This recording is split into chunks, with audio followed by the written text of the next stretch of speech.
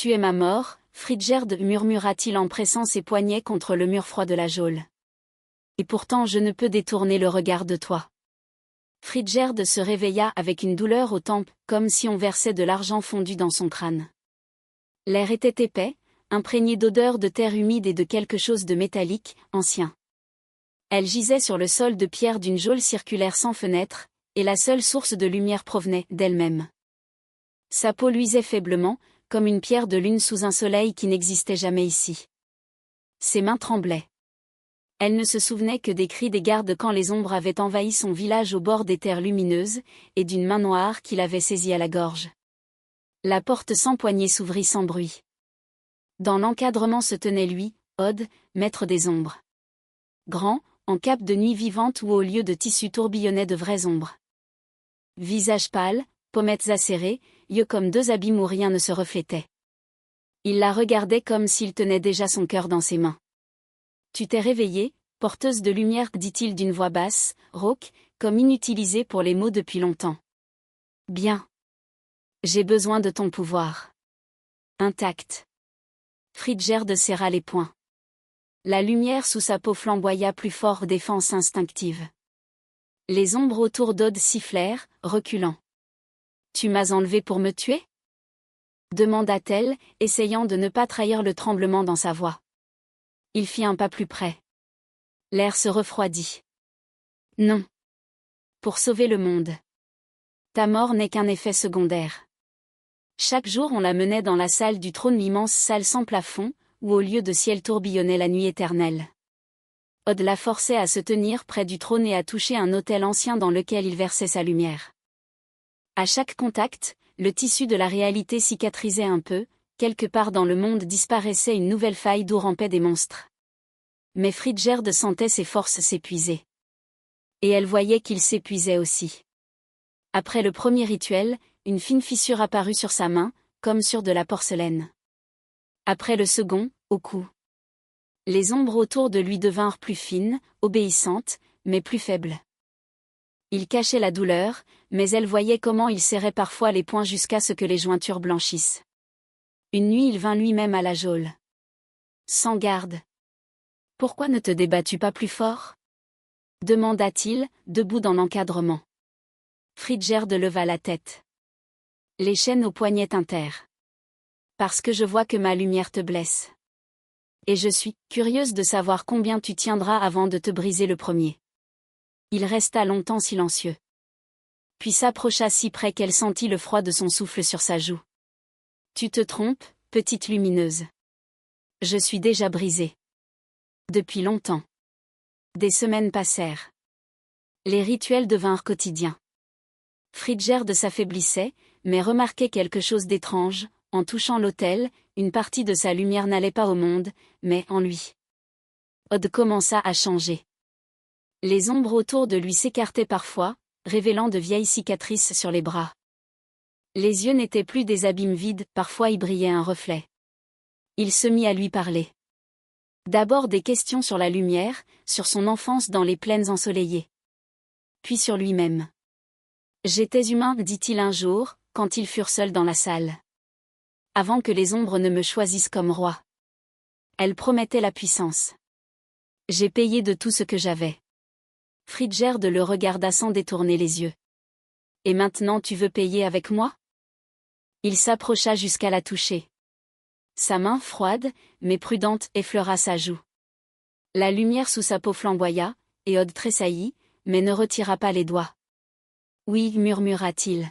« Et non. » Ce soir-là, pour la première fois, il ne lui mit pas de chaîne en la ramenant à la geôle. Le lien grandissait contre leur volonté. Quand Friedgerd dormait, elle voyait ses rêves obscurité infinie où il criait seul un nom oublié depuis longtemps. Quand Odd accomplissait le rituel, il sentait sa peur, sa colère, sa pitié. Un jour elle s'effondra après un rituel. Les forces étaient épuisées. Il la rattrapa dans ses bras, pour la première fois la touchant non comme maître d'une prisonnière, mais comme un homme. « Tu meurs » dit-il d'une voix sourde. « Toi aussi » répondit-elle en appuyant la joue contre sa poitrine. Le froid de sa peau brûlait, mais dessous elle sentit le battement d'un cœur. Faible. Oublié depuis longtemps. Il la porta non à la geôle, mais dans ses appartements une chambre où les ombres étaient plus douces. La déposa sur un lit de velours noir. Je peux arrêter les rituels, dit-il, debout à la fenêtre sur la nuit. Mais alors le monde tombera définitivement. Friedgerd ferma les yeux. Et si on continue, nous mourrons tous les deux. Il se tourna. Dans les yeux, la tourmente. Je sais. Ils commencèrent à chercher une autre voie. Dans d'anciens parchemins qu'il lui apportait en secret. Ensemble. La nuit. Odd racontait sa vie avant l'obscurité. De la femme qu'il avait aimée et perdue par sa soif de pouvoir. De comment les ombres étaient entrées en lui quand il mourait sur le champ de bataille. Friedgerd parlait du soleil, de comment on la craignait dans son village depuis l'enfance, trop brillante, trop différente. Il s'asseyait côte à côte près d'une cheminée où, au lieu de feu, brûlait un morceau contrôlé de sa lumière. Il tenait sa main dans la sienne avec précaution, pour ne pas se brûler. « Ta lumière me tue, dit-il un jour en passant le doigt sur sa paume. Mais sans elle je suis mort à l'intérieur depuis longtemps. Elle leva les yeux. Et ma lumière, sans ton obscurité m'aveugle moi-même. Je n'ai jamais connu les ombres. Maintenant je ne veux plus en être sans.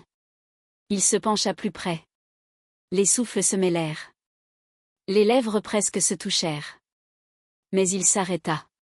Si je t'embrasse, Friedgerd. Je risque de ne pas te lâcher. Elle combla la distance. Le baiser fut lent, douloureux, lumière et obscurité se heurtèrent, causant mal aux deux. Mais aucun ne recula. Les rituels cessèrent. Le monde commença à se fissurer. Des monstres sortirent des failles. Les sujets d'Odd exigeaient la porteuse de lumière sur l'autel. Il se dressa devant eux seul. Elle n'est plus une victime, dit-il. La voix tranchait comme une lame.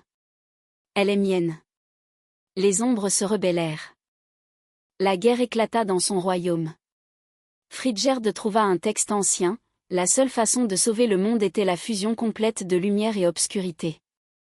Non l'absorption de l'une par l'autre, mais l'union. Mais le prix, l'un d'eux devait volontairement donner son essence pour que l'autre maintienne l'équilibre. Elle vint à lui la nuit, quand il revint blessé, les ombres le déchiraient de l'intérieur.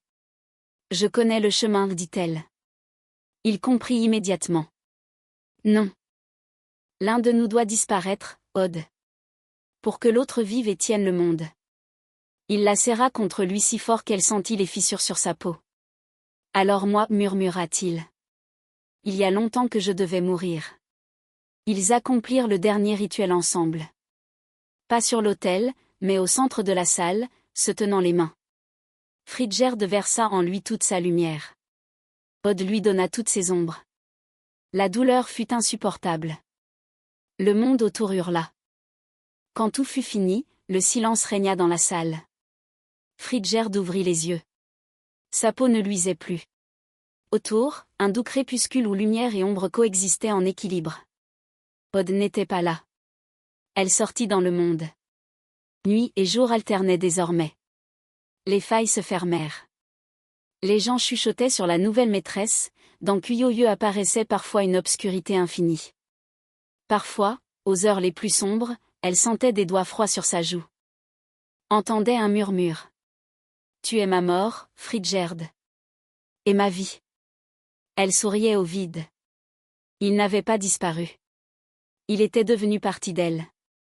Ombre dans son âme. Lumière dans son non-être. Le monde sauvé. Le prix, solitude éternelle à deux.